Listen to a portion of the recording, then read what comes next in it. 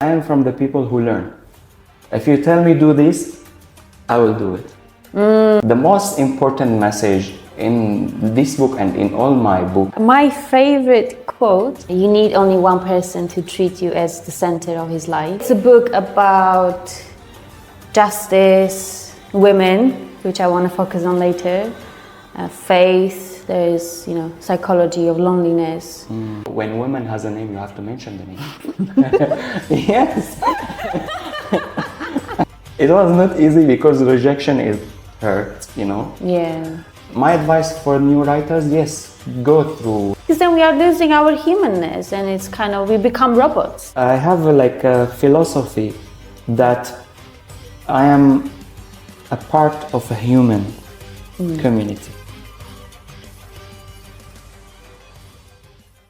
I have the author of the book, Daughter of Damascus. How do you pronounce your second name? My name is Hussin Alkheder. Hussin Alkheder. Yes. Okay. But actually the spelling is not correct as Hussein.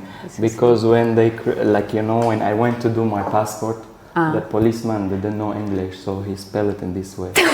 Yeah, so oh my God. I kept it this way because actually I want to convey a message you don't need to be perfect to do something good. Okay. So even if my name is not correct, still I can do something.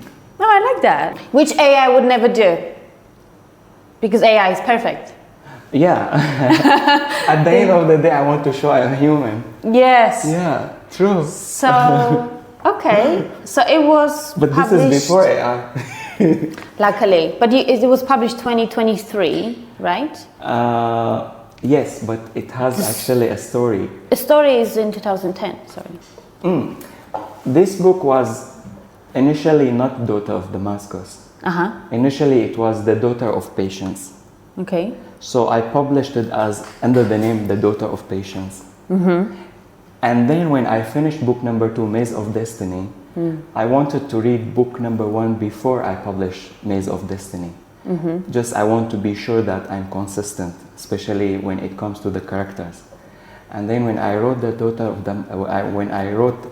when I read The Daughter of Patience, I was like, oh my God, am I the one who wrote this book? It has a lot of mistakes, I should rewrite it. And then I rewrote it again, and I sent it to editor again, and then I republished it, Daughter of Damascus. And then I published Maze of Destiny. Wow. Yes. So you needed a second book to actually review the first one. No, it's not you need it, but what I did, that pushed me to republish the first book. I mean, believe me, it's a work of a total new book, but for me it's better because, I want the book or the story to be consistent. Okay. And there are mistakes as a new writer because The Daughter of Patience, it was the first book I published, and I learned a lot about publishing from that book. But also as a new writer that time, I had let's say a few mistakes usually new writers do, like the point of view, the description, how we try to feed the readers, with the details. So all of these things were there as a new writer, so I just improved it, removed some of the mistakes, and republished The Daughter of Damascus. So you changed the title, from The Daughter of Patience, everything, the title, the cover. Okay. Inside the book, few things also I added a few details about Salah. Yeah, the chapter of Salah going with Khalid outside to eat shawarma. This chapter was not in The Daughter of Patience. A few details about the point of view. Also, I changed them in this book. Yeah. Wow. Okay, so let's dive in. And let's start from the language, because that interests me personally. Because I'm Armenian and my second language became Polish. So and then when I learned English, I'm very comfortable to read non-fiction in English. Actually, I prefer in English than Polish, which is funny that changed. But when I'm reading novels, I prefer Polish. It's very hard for me to read in English. But when I was reading your book, it was easy. And because the writer is not native. Okay, Yeah. thank you. Yeah, because when I write, first of all, I'm not as good as native. Yeah. This is very obvious. Second, I'm not very rich in vocabularies like native. So that's why when I write in English, my writing will be simpler. So non-native will read it, will find it simple. But also native, thank God, when they read it, they find it okay. They didn't say like, oh, who wrote this? What is this language, you know? Because of course I give it to the editor. So, and the editor was native.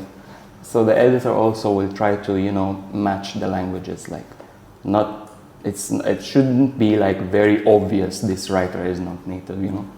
So whenever there is like kinky or weird sentences, the editor will tell me, oh, this sentence is weird. We don't say it this way. So we change the sentence. That's good. Yeah, this is very important. Okay. But how about like writing in English? I didn't start to write in English. Yeah, of course. Daughter of Damascus, first I wrote it in Arabic. Then I had actually a friend who's an American, but he speaks Arabic. And then I asked him to translate, but of course I paid him. He started to translate. But then when I was reading his English, I realized it's not my voice. You know, my voice was different in the Arabic version. That time, I said, you know what, I will translate myself. Of course, it was not easy because I never done that. And the most difficult part in publishing, or let's say editing Daughter of Damascus, that I had a lot of editors and many of them stopped working on the book less than halfway through because it was really difficult. My language was not good. They didn't understand. It was not easy for them to understand whatever I'm, you know, trying to say. So many of them, actually, I had seven editors. Seven, yeah. And most of them, like, you know, stopped working on the project halfway through. So it was frustrating for me, to be honest, and costly, of course, because I paid money to all of these editors. Anyway, I learned a lot. And you needed perseverance, not to give up. Yes, continue. I mean, I am a very stubborn person. That's good. So what happened, I published, like what I said, Daughter of Patience that time, and it was not perfect. So when I republished again, I already had my editor. He's from Canada. He's a really good editor. And he worked with me on 2 books, like the short stories books and the Maze of Destiny. So when I asked him to work on Daughter of Damascus, he accepted again. And again, we worked together on Daughter of Damascus to edit it professionally. Okay. And then the editing was very good. After Daughter of Damascus, I also had another book. Actually, it's non-fiction novel. For ladies? No, non-fiction novel is The Victorious Blood. Ah, okay. Also, I wrote it in Arabic and I translated it to English. But I use different editor. I use a company in the US called Kirkus Review. It sounds like it's important to find the right editor that you have that chemistry and they willing to... and the patience. Yes. Many editors will not have this patience, like to try to understand. The nice thing with my Canadian editor,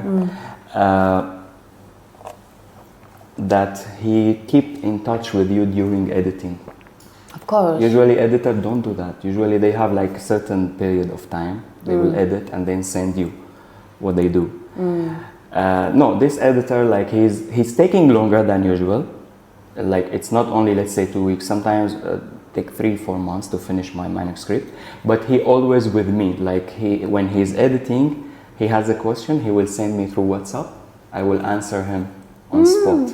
This is very nice. That's better. Yeah. For him and for you. Yes, and then I will explain, because what I realize sometimes, writers trying to convey any, an idea or message, but he think people will understand it, and then it's clear here, but apparently it's not clear on the paper. So when he is reading, he didn't understand, he will explain to me like I didn't understand. So I will try to explain what I did actually to train myself as a writer. I don't explain verbally, no, I explain it written, because I'm a writer. So if I could let him understand it, I can let readers understand it. Wow. You get me? It's complicated. It's difficult, but I should train myself to do it. So I always do that, you know, like I send him the writing, he will ask me, I will answer writing like this. And then when he understands, I feel like, okay, good. He understood, it means readers could understand, you know? Okay, it's practice. Yeah. So sometimes at the beginning, you know, some writers, as a new writers, sometimes are stubborn, like, oh, this idea is so nice, read, like people must read it. But then the editor will say, no, it's not clear, you should change it. And then, no, I will not change it. He doesn't understand what I'm thinking about, you know, sometimes like that. And then when I, like after I published few books and I had like reviews from readers, I get it like, oh, you know what? You don't need to be very stubborn. If something is not clear, you just remove it, you know. Don't feel like, oh, you're attached to it, which is not easy, you know. Yeah. Because a writing process is very long and takes a lot of effort. So sometimes you write something, you feel like, oh, this is very dear to me. I don't want to delete it. But you cannot, you should delete it if it's not clear. You need humility. Yes. So yeah, I learned that. Okay. Yeah. Okay, that's... this is what I'm interested to learn and understand the process behind. Because, you know, we just read a book, but there was so much going on. Yeah, I mean, true. Behind reading a book like this, it's really years of efforts. Yes. And it's not only individual.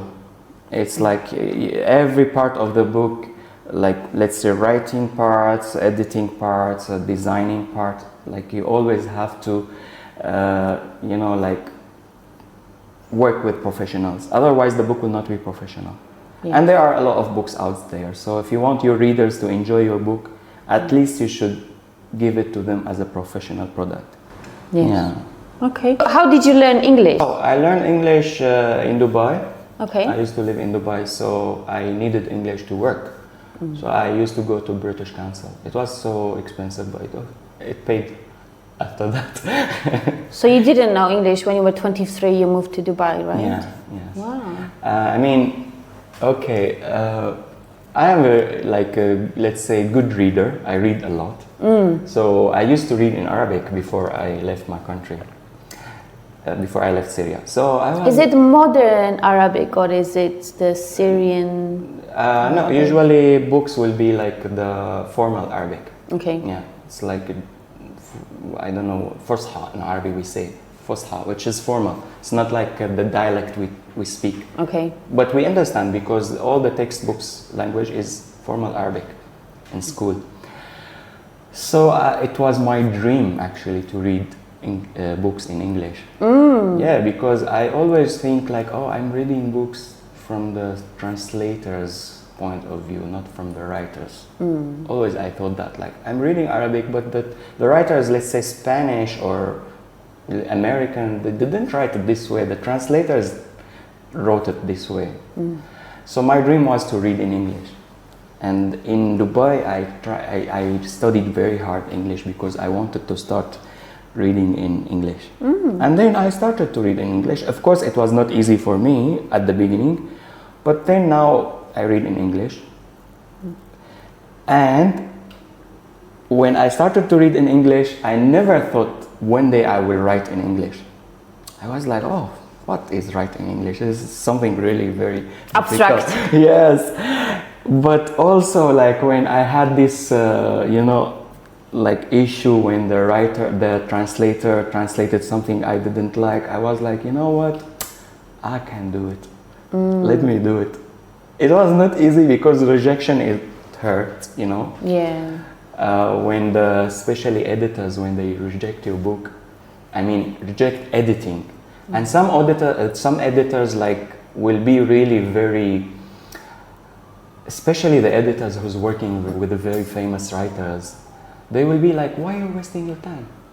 You know, they will tell that to you. Yes, I work with an editor, she's an American, she's really famous. Actually, I read one of her books and I sent to her email after that, like, oh, can you edit my book? And she said yes. And then after that, she refused to continue. She was like, in her email, like, why are you wasting your time? It's not your language, you know? Yeah, she was very frank. Like, you know, publishing industry is very competitive. True. And they will not take a product unless it's like very, very polished. So you're wasting your time. So I was like so upset. I mean, I was angry because I was rejected, let's say, or hurt, let's say. Second, I was upset. Why? Because I am from the people who learn. If you tell me do this, I will do it. So don't tell me stop doing without teaching me what to do. This is not my first language. I didn't learn about how to write. Like whatever I learn about writing is from books I read. Yes. So I read a lot of books about how to write. So those books taught me how to write. But still, if you feel like there's something wrong in my writing, don't just tell me, oh, you're wrong. Tell me how to be better. I will learn. I promise you.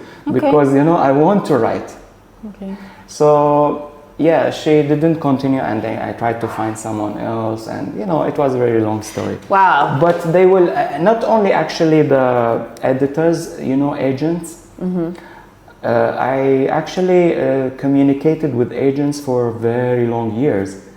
And some of them actually like the book. They like the book and they read it and they give very nice advice. Some actually I improved my writing because of some agents. Because, you know, agents usually they will do the developmental editor. They read your book and they will tell you where is the holes in your plot and what are the problems, which is amazing. Yes. I really, really appreciate what some agents did to me. And they don't know me. They are really honest people. So one of the agents, she asked me, she said, oh, just read this book. She gave me a book title. She said, read this book, you will improve. And I read the book. And after I finished the book, I thanked her because really I learned a lot from the book. One agent from New York, actually, he asked me to change few things. He said, your writing is very Oriental. We Westerners, we don't read like that. You know, it's very weird to us. You have to make it more Westerners. And I asked him, in what way Oriental? I mean, for instance, like in my community, we always try to be, because we are like conservative community, we protect the identity of women, for instance. So first draft was like, not always I speak about the woman with like using her name. So most of the time I say here, his wife, his sister, you know? Really? Yes, this is my culture. You don't say the name of a woman? No, we don't mention names usually. We don't, because it's women is very protected, you know, in our community. Wow. So that's reflect in my writing. But I don't know because I live there. Yes. You know? So when he read it, he said, no, we don't do this. You should do it in this certain way. And when woman has a name, you have to mention the name. Yes. And then I was like, okay, I will rewrite it. I rewrote it and I sent it to him a few months later. And then he read it again. And he said, oh, nice, but unfortunately I cannot take it. But I mean, I learned a lot. And I really thank him. Yeah. And when I was Googling this like agent here, like he's handling very famous writers. Like, you know, my heart was beating so hard. Well, how did you find these people? And in agents, you can just go to the agency website and Wow. Yeah, and then read about the agent and send email. There is like each one agency has their own what they say, the rules. You know, they have rules. You have to follow guidelines, certain guidelines, and then you start communicating with the agents. And but the only problem with communicating with agents is the time. So some people will take 6 months to come back to you. Some people 4 months. Some people 5 months. Because but they do come back. Yes, most of them, not everyone. Okay. Some of them just they will tell you like if not accepted, we don't reply. Okay. And always when you follow the guidelines of agents, so they will reply to you. And that was a very nice part because I learned a lot.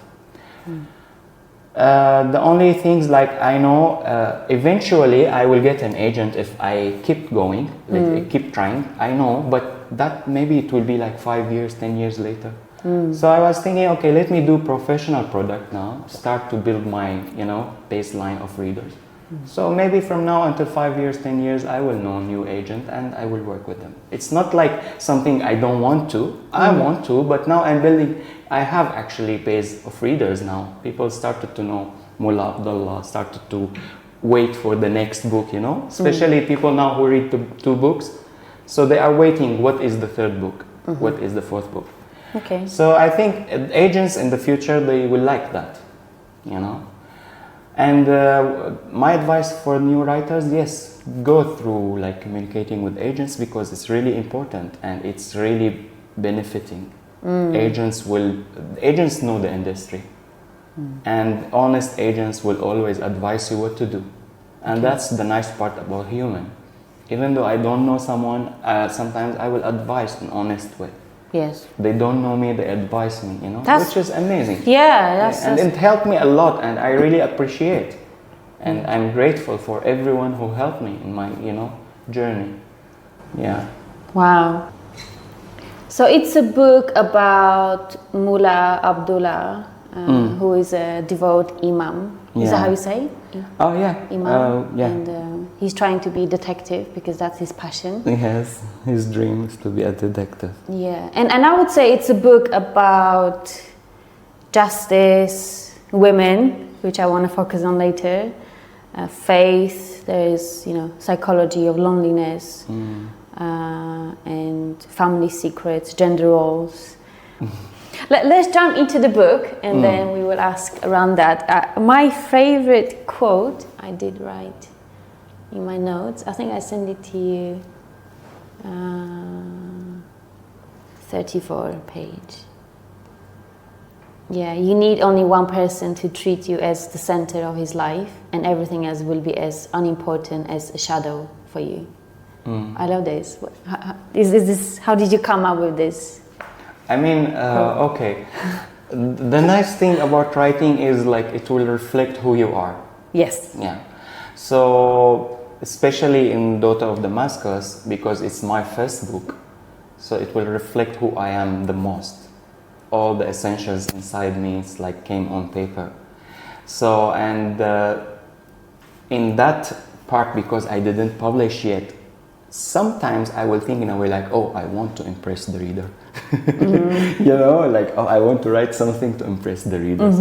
So when I think of that, I always try to write the things like, okay, you know what, if they read this, they will like. You did. Yeah. So, and this is how I think.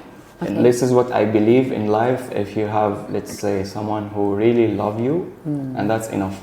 Yes. Because you are the center of his word, and he's the center of your word. Yeah. No, I completely agree. It's beautiful. There was a funny one, page 32. His father always said, "The eyes eat before the mouth." Oh yeah, this is Arabic.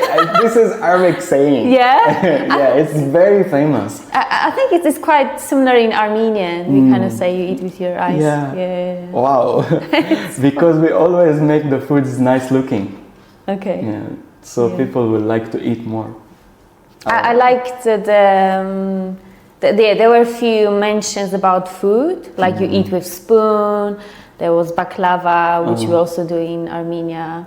And then I liked how you were describing the streets. Like Damascus is the oldest city, living city in the world. It's a very old city. And that's where you grew up, Shaghur, yeah. Actually, the apartment of Khalid is my apartment when I was a child. Wow. Yeah. Okay. Same apartment, exactly, inside the kitchen. And the painting on walls. All of these stories, actually a lot of stories inside the book, really. I was going to ask you how much is autobiographical? I mean, a lot. I just fictionalized them. Yeah. Okay. I mean, a lot of characters inside the book reflect side of me, let's say. Side of you and people around you? Yeah, of course. Like the four sisters, they are my four sisters. You have four sisters? Yes, and their names starting with the same letter of my four sisters, because I want to describe them in a way like, first of all, believable for me. How Haj Adel was dealing with the family. It's very similar to how my grandfather used to deal with our family. I love my grandfather. Okay. I used to see him a great person when I was a child. He passed away in 2013. But here in the book, actually, people might not like him because they only see part of his personality.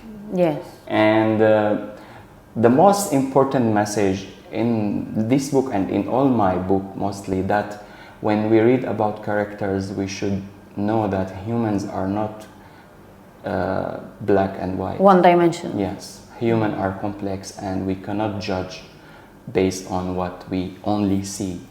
Their life is like, even Khalid, you know, when people read about Khalid, they will not have empathy. I do understand him psychologically. Yes. Yes. But when you go inside Khalid, you might see things differently. So if you want to treat Khalid in a way, like let him go back to the different road in his life, you should go inside Khalid and try to understand why and how, and you know. But this was actually a really good point, and I don't know whether this was your life, from your life story, or this is what you observed, but I've seen it, how people, you mentioned something about loneliness, how his circumstances, that he was disabled, he was the only, you know, father is away, and that the loneliness that created and made him go into, you know, alternative. Yeah, it's very well, this is very actually nice observation.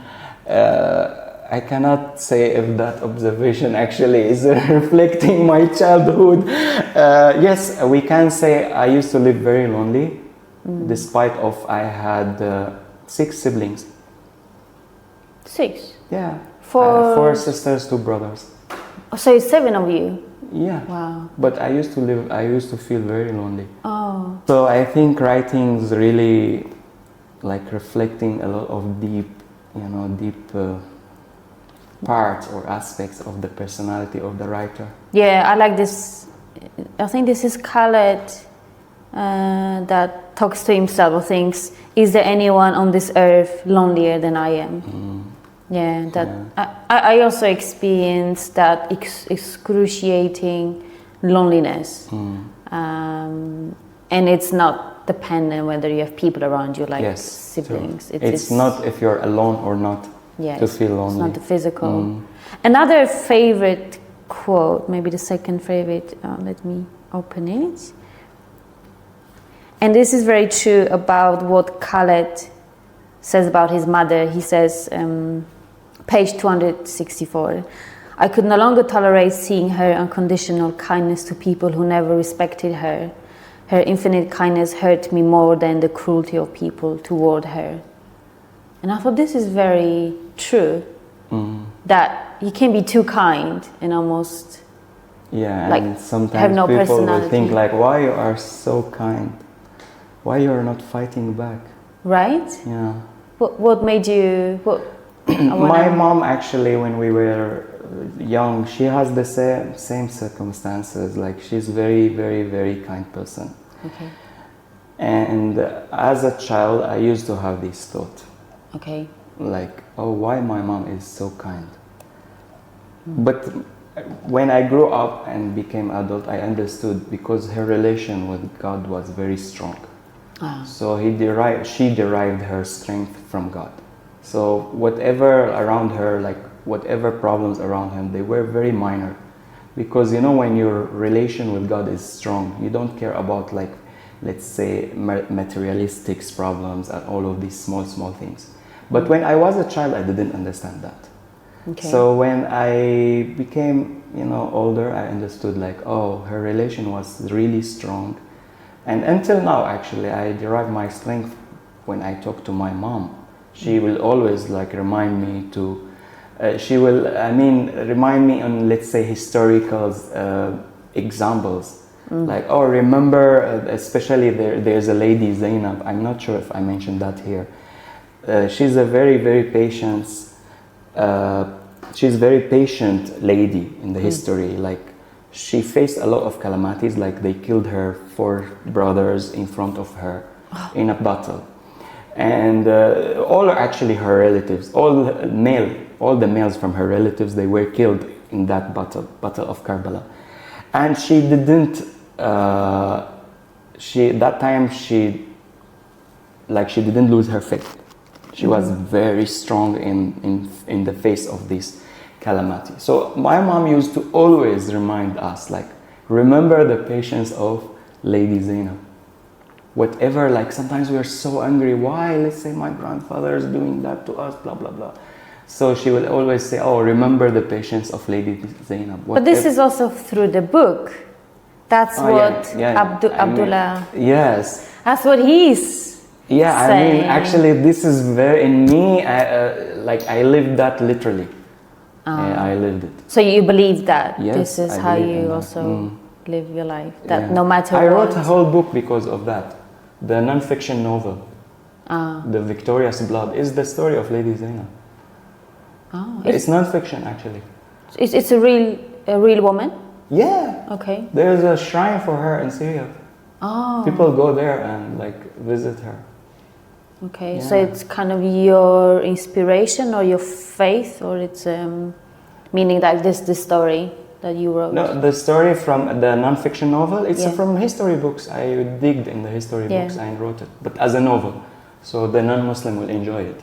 Okay. You know, because it was not written only for Muslim, it was written for all. Yeah. So you're saying there's no limits for kindness? Is that like what about boundaries or anger? Okay, that's a different thing I learned when I started to study psychology. And we can see, actually, I'm not saying Lady Zainab did like what my mom did. No, Lady Zainab had boundaries, and she was a very strong woman in the right time. Like when she went to the castle of a tyrant that time, she was so like she had this very strong, like powerful speech in his face. No, of course she had the boundaries, she has the strength and the anger when it's needed. I'm really interested to ask about the women, because the story is about a woman, and I like the conversations between Abdullah, Hadiya and Zakiya. His daughter, Zahra. His daughter. Zara, Zara, and how I really like how they kind of argue, and we can hear that Zara is more like liberal and modern. And the mother and the daughter are more like open-minded than the father.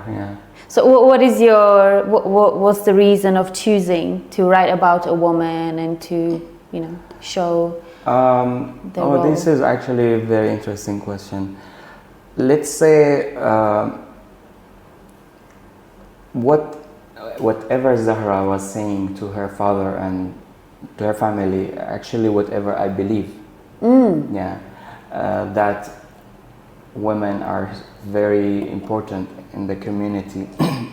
And unfortunately our let's say our community is not very strong in media to show that we have strong women in our community. In Syria that time, actually we had women who did everything like what Zahra said. Even we had women in the army, in the police. So imagine. So women was like really empowered in that time in Syria, and that's what I want to show when I wrote about it. 2010, you mean that time? Yeah, and before. Okay. Before the war started. But still, our also community has the way of thinking that Mullah Abdullah is thinking, It's not like pure, like, oh, we believe that women. No, we still have this way of thinking like, oh, women should stay at home, women should serve her husband. We have also this kind of thinking, and you will find it in our community, But it's not 100% like this, and it's not 100% like this. The community is mixed, and you will find a lot of empowered women. So that's what always fascinated me when I was growing up in Syria, and I just wanted to convey that to like, okay, it's not like you think, because when I left Syria, many people ask me, oh, women cover their face in Syria? I say, no, we have women, they don't even wear hijab. I mean, we have a lot of Christians in Syria. We have conservative women, we have liberal women, we have all kinds of women, and they are really empowered. in that society. But also still our society, we have still the traditional part, which you will see especially in the old people like Haj Adil, Mullah Abdullah, Mazen. They still have this, even though Mazen like live in Dubai, he still have this idea like, oh no, women should not work. It's like that. So just that was the reason I wrote about this, and I sent the mullah to Dubai to speak about women Middle East. It's like, yeah. Unfortunately, people outside Syria, especially now, they only know about war. But in our, in that part, they are more than war, especially before 2010. They are culture. We have nice food.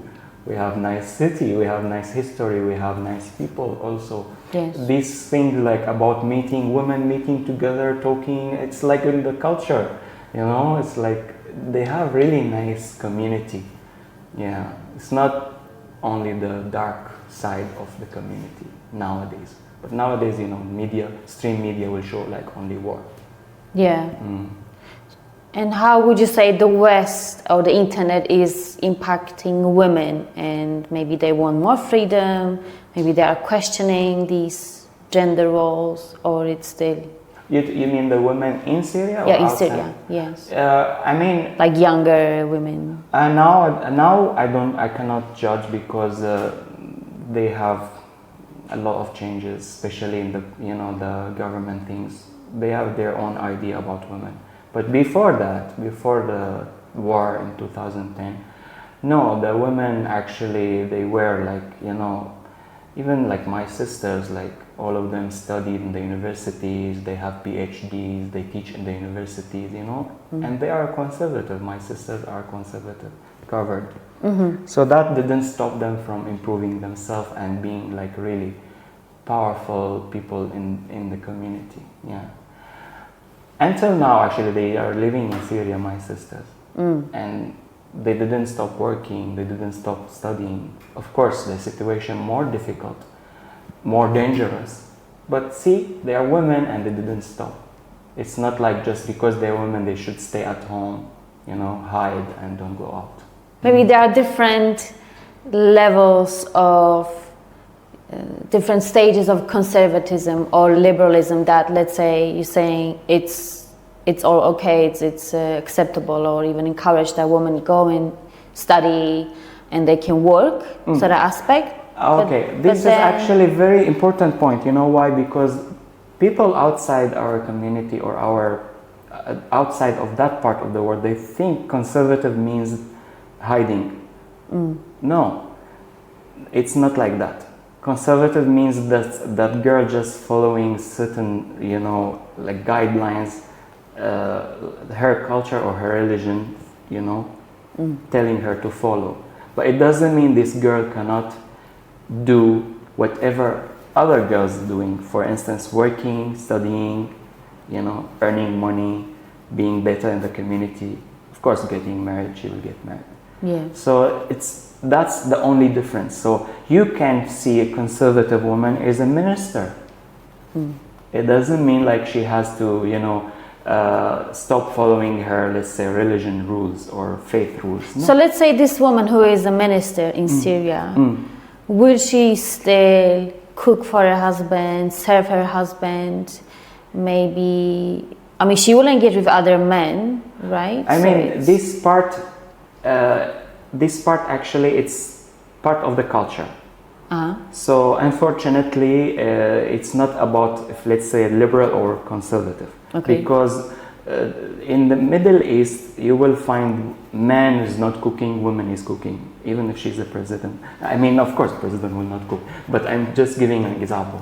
So it's like, it's not about what she is, if she's liberal or conservative. Okay. This, culture in Middle East, like man don't serve in the house. He must be served.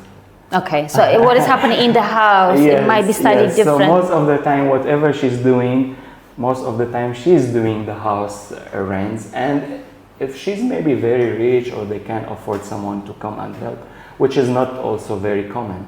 Like outside Syria, you'll find a lot of rich people has servants.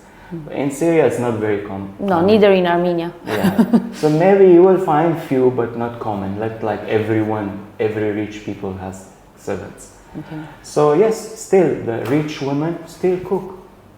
Rich women still, like, let's say, ask her husband to stay, to sit on the table and bring the food for him. It's like part of the culture. I see. So it's a bit like separated, or it's a different aspect of the culture and versus... It's not related actually if she's conservative or liberal, because still even if she's Christian, it's not like, oh, she doesn't know. The Christians in Syria are very also traditional. So traditional. Yeah, yes. They are traditional. Like I worked with Christians before in Syria, and the parents, we had like colleagues, and the parents they were very careful to be sure that, oh, she will not talk with other men, she will not go out with other men, in a way like, oh, come on time to. They are actually, you can say, very traditional. And she didn't see it in a bad way. Like, it's not like, oh, they are guiding or they are restricting my freedom. No, this is their tradition. It's like, even though they're Christian, they are living in that way. So I see our culture in Syria is not related. Of course, religion affect. Yes. But it's like affected more by tradition. I agree, because in Armenia, I mean, of course it's changing now, but I've left like over 20 years ago. I don't know what's going on now, but growing up for me, it was very similar. Like, my dad invites some men, his friends. It's not like we're going to sit with him and enjoy. This is very common in Syria. My mom is in the kitchen and it's like a man talk. Yeah. Right? Actually, in our culture is like that. Yeah. Most of the time. And we are not like religious. We are like practicing. It's like just traditional. Like whenever my friends come to visit me, my sisters will not come. But why not? Sit. I mean, this is our tradition. It's not wrong or right. Yeah. It's not like, okay, don't come. I never told them don't come. Or I never told my mom, like, please, when my friends are here, don't come. No. But they never did it. It's like, you get me? Even though when I go to my friends' houses, like, they don't let their sisters or their mom, or their sisters and mom don't come, So it sounds like there is a clear separation between men's world but and this is women's not 100%, world. of course. Yeah, like, you will find exceptions. You will find people like, oh, normal. But from, let's say, when I was young and living in Syria, most of my friends, we had the same, way of custom, tradition, let's say, or custom, yeah. But of course, like, you cannot take everything I say like absolute, like 100%. No, of course there are exceptions. Maybe some other families, they are very normal to me, Maybe they feel like, oh, they should come and know who is this friend, talk to him, introduce him, introduce like themselves to him or something like that. Yeah. And how come, because you also mentioned in the book a few times that women wouldn't leave the house, or let's say Mason doesn't allow her to visit her sister, so they need a man's companion. No, this is not the situation in Syria. Yeah? Yeah, this, I mean, this is, let's say, the situation was maybe like 70 or 80 years ago. That was like that. But I wanted to portray Mazen as a really, really very old style man. Okay. He's not actually, when you read book 2, Maze of Destiny, there is a lot of details about Mazen and his family. So you will know more about this type of man. And I think Mazen is very, very unique. Nowadays, maybe very rare, maybe you will not find someone like him. So there's nothing like saying now, oh, women cannot live alone. No. 60 or 70 years before, yes, in Damascus, maybe you could find that. Like, oh, women should go out with someone. Okay. But now, no, never. So Mazen's personality, or his type, is really, really very old man, old school, very old school, But he's also hypocritical, because what he's doing in Dubai is it's like actually that's what I want to show the most, his hypocrisy. So cannot show it in case like he was normal with his family. He must be very strict and not fair. Yeah. And psychologically, actually, if you think about it, some people are like that. They are really hypocrite. Like, in a way, they do whatever they want, and when it comes to their family, they will like, oh no, don't do this, don't do that. Yes, there was even one quote, if I can find it. You mentioned someone that was very sweet on outside, but like cruel and unpleasant inside. Oh, Hani, the policeman. Yeah, was that him or someone else? The one who married more than one wife, huh? Ah, yeah, but he actually, Hani, from how you're describing him, he was very brutal and violent towards the women he married.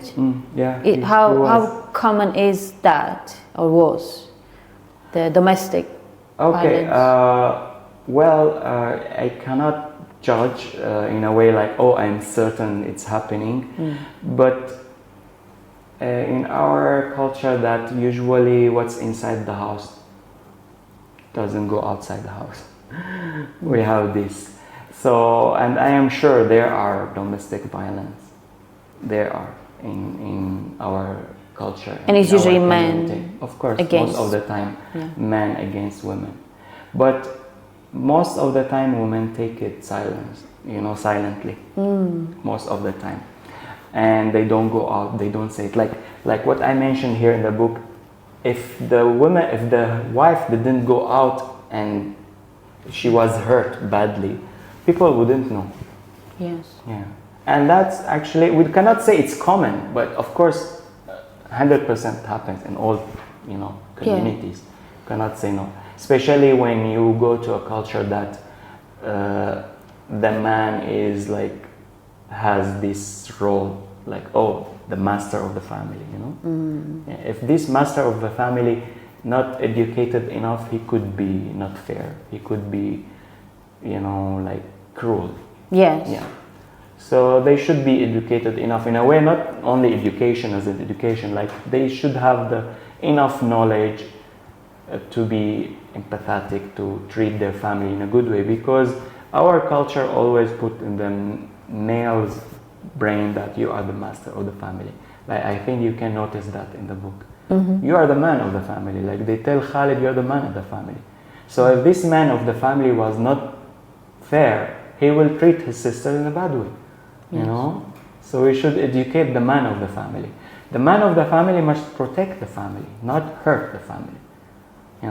But it's also, I mean, it's similar. It was, I don't know how is it now again in Armenia, because I'm seeing a lot of cultural similarities about the gender roles. That it's kind of acceptable that a woman could be like a victim of domestic abuse, and it's a shame to go out and tell other people. Yeah, actually, I think it's similar in our culture. Yeah. But maybe because as a male, I don't notice. As you are female, you notice more. Yeah. Because you will hear more stories about other females. But me, as a male, they will not tell me, oh, that wife, the husband, But females, of course, they talk to each other like, oh, her husband is doing this to her. But they will not feel in a way like what you said, like, oh, she must go out and fight. No. If she went out, maybe they will feel like, oh, shame. Right? Yes. Shame. I'm not sure now, but old days, yes, I think. Yeah. Some people will have this idea. Like, she should save the family secret. Yes. the name. Why she's going out? Yes, she's very similar. Protect the family name. Yes. And how when Zakia is hurt, like she has visible signs on her back, and it's kind of dismissed. The police is dismissing, and it's again men. These are men, and it's like, it's fine. What's the problem? That's unfortunate. Yeah, but I think that's realistic that you're showing again women's fate, how it can be, and true. I think Zara says it's like, Dad, you think she's like, Papa, you think women are second-class citizens? She mentions that. Yes, that's true. I mean, some men will think women are second-class citizens, which is sad because they're not. They're equal with men. Yeah. Yeah, I mean, equal in rights. I mean, of course, we have our differences. Of course, there are differences, but it doesn't mean they are second class. No, not at all.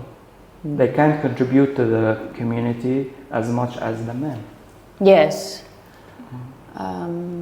So I thought that was, like, I could relate to some of the experiences of women.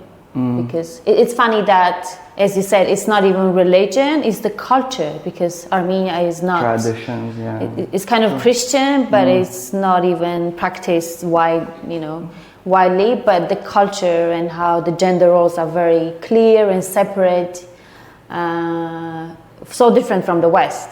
Yeah, very true. Yeah. Actually, it's interesting how there are similarities actually sometimes between countries just because the tradition is a little bit similar. Yeah. You wrote for ladies. Short and again, stories. that's what again made you choose The to name. write about ladies and women. Yeah, actually, for ladies is about 4 cities. Shanghai, Yeah, Dubai, Damascus, and Kuala Lumpur. Yeah. But because in my mind, those cities are ladies. Old ladies, actually. They are treating their people in a very nice way. Wow. So I call them 4 ladies. And at the beginning of each part, I describe this lady, how it is, how she is. The city and the lady. Yes, like I describe how Dubai as a lady treating her citizens, how Shanghai as a lady treating her citizens. I see. Yeah. So that was also your experience living in these countries, that you felt the friendly, the warm. Yeah, I don't know why I imagined them as women, but yes, apparently women affect me a lot. Yes. Wow. Yeah, I'm not sure who told me, why your books all about daughter, lady, woman, the titles. Yeah, it is. And then I changed, like, oh, Maze of Destiny is not daughter, not woman. Ah, okay. Yeah. There was another one about honesty that I also liked, 138. Yeah, the honest person does not need a signed paper to acknowledge his debts. His words should be stronger than any contract. Yeah, this is actually, I believe in it. Yes. Yeah. Despite of that, like rational people will always have a paper. But what I believe that even if there is a paper, if the other person is not honest, they will not care about the paper. Especially if you are in a system that there is no justice or there is no law. Like let's say in Syria there is a corruption, and if you go to the court, maybe you cannot get what you're right. So what is the paper will mean, in such a system? Yeah, but I think it's true in any aspect. Yeah. It's just who you are. Yeah, and your values. I believe in it 100%. Yeah, there was a nice quote. No, there is no smoke without fire, which is also true. Oh, this is very Arabic. Yeah. Yeah, in Arabic we say it always. Okay. 194. Oh yeah, this was about the hypocrisy that Sheikh Afif was a religious person in public but a rotten human being in private. That's also happening. Yes, a lot. In our life. 195. Nothing is free in this life. It's often true, but I think it's also not true, because like kindness, things you... Yeah, but if you think about it, it's not free. That's like transactional. It's benefiting you. Like when I'm kind with other human, kindness will come back to me. So this is not free. Okay. I mean, you think about it like karma will work. So when I do something good in life, I will never think like, oh, this person must be good to me. No. I know good will come to me. And I believe in this, and always happens to me. But is that your motivation, that you want to be kind? Good. This is really motivating me in life to do good things. Because of karma? Yeah, I know, like in our religion, it's 100% true. Whatever good you do will come back to you, always. Okay. Yeah, and I don't wait for the same person. Because sometimes people will be shocked Like, oh, I treated him in a very good way. Why he's not good to me? This is also, it's not, you know, it's, if you're waiting for, let's say, a reward from the same person, most of the time maybe you will be disappointed. Yeah. But you help others and help come to you when you need it. Yes. I travel a lot. So always kind people come to me and help me. Because when I help others, I don't think in a way like, oh, you know, I should help him or her just because, you know, she can pay me back in some way, let's say, or he can pay me back in some way. I never thought that way. Okay, and it comes back. So if you think about it, it's not for free, is it? Free? If we want to think about it also in a smaller way, when you do something good, you feel good. Yeah, I mean, you're saying that nothing is altruistic? So, you see, no, it could be, but even though if you don't think about it like consciously, yes, like, oh, I'm doing this because I want to feel good. No, but subconsciously, you know, you're doing something because you feel good when you do it. Of course. Yeah. I mean, we should only do things that feel good. Yes, see? Yeah. So it's not for free. You're getting reward. I see what you mean. Okay, that's true. The religion aspect, and I feel like Allah was the most common word used in the book, and they always pray to Allah, and it's yeah. I mean, this is very, very. Is true it common?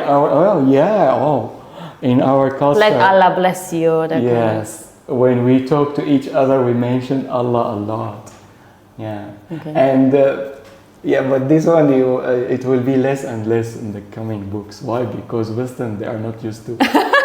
And this is my first book. I mean, like, you know, it's like, I'm actually a religious person. So you can see that reflecting in the books, like, sure, a lot of things happening in this book based on religion. Yes. And a lot of things like people or mullahs believe in, actually I believe in, like honesty, coming back to you, to be, you know, all of these. But sometimes Allah doesn't listen.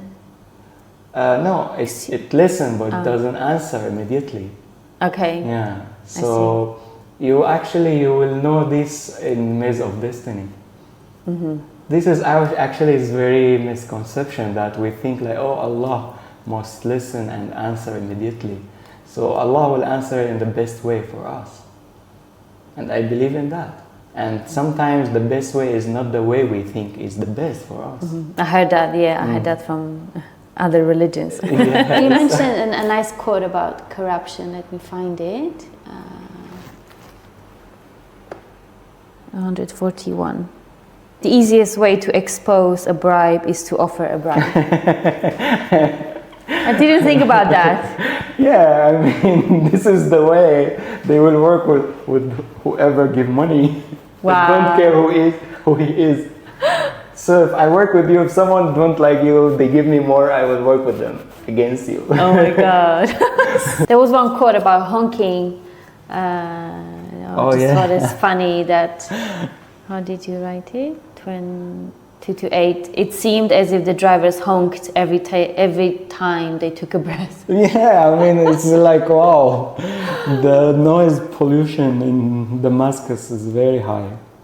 It's like impossible to be in the street and don't hear a lot of honkings. Funny quotes that I liked, because I was laughing too.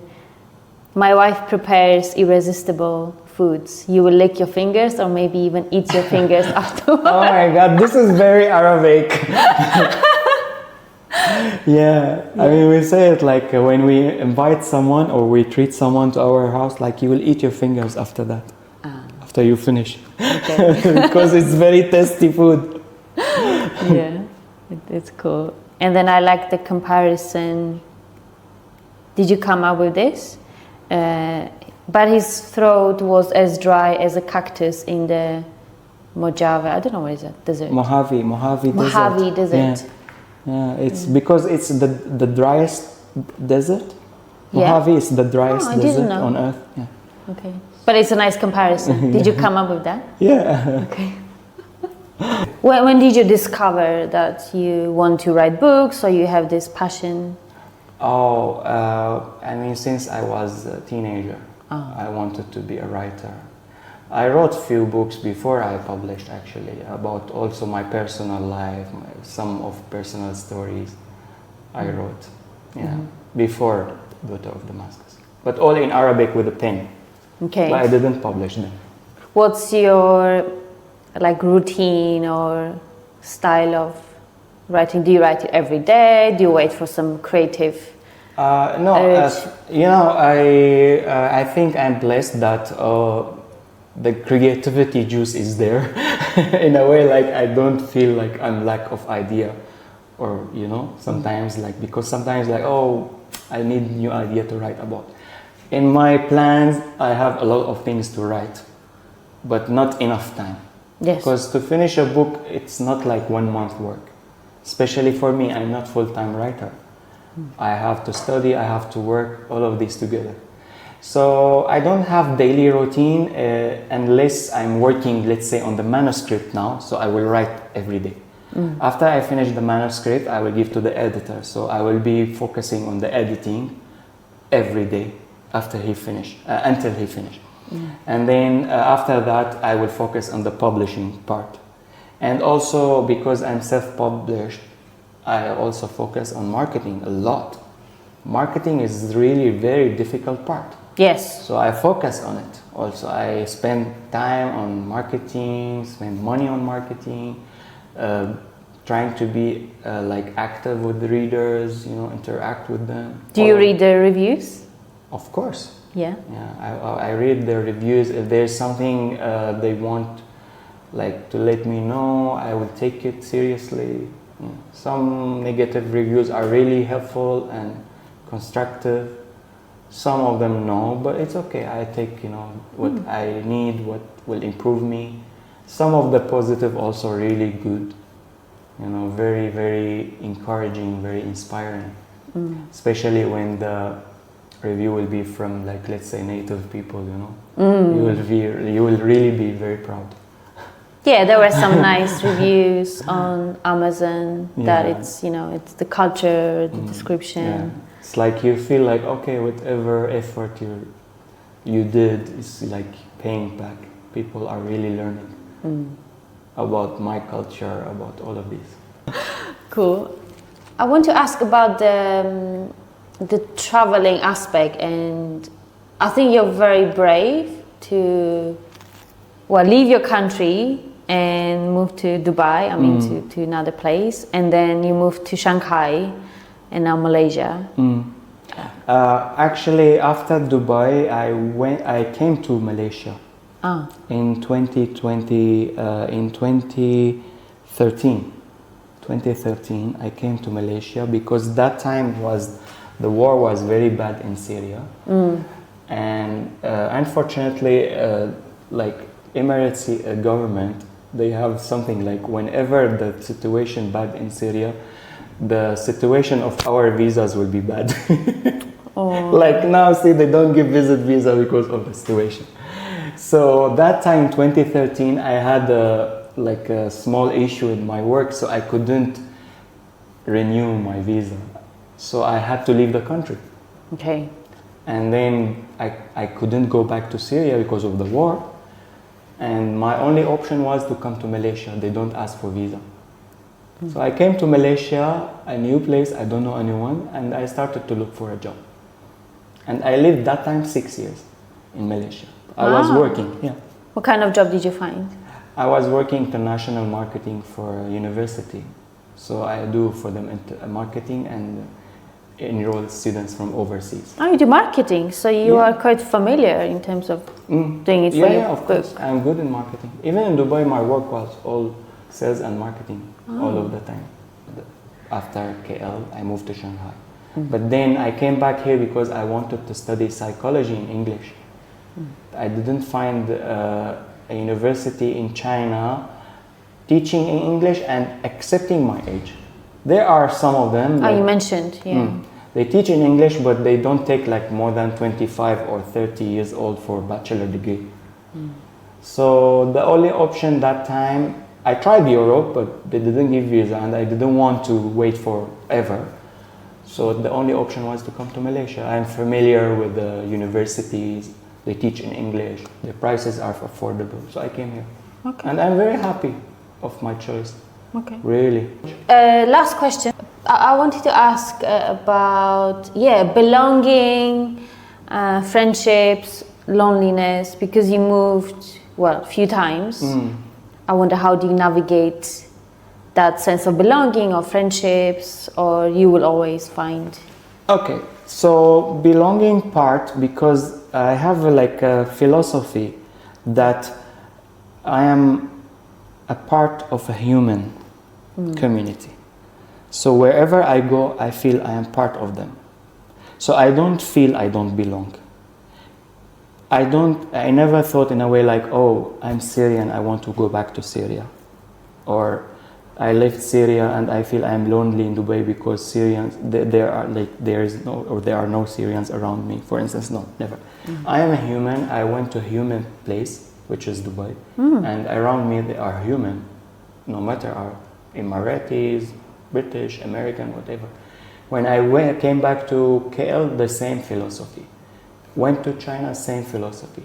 Always I feel I am a part of the place. I am part of the place I go to.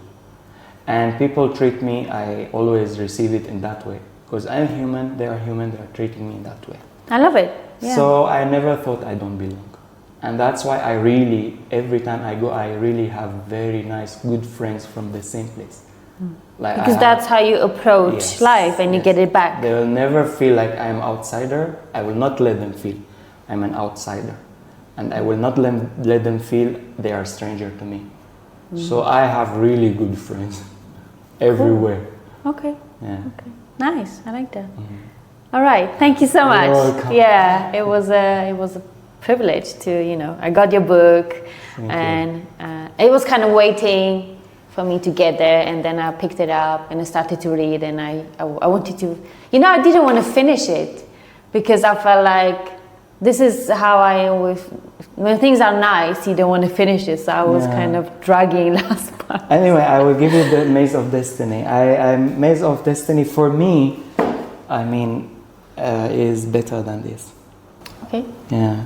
Where can we find you? Where people can read more about you? I'm very easy to find on social media, like Instagram, Facebook. Is it your name? Yeah, same name on the book.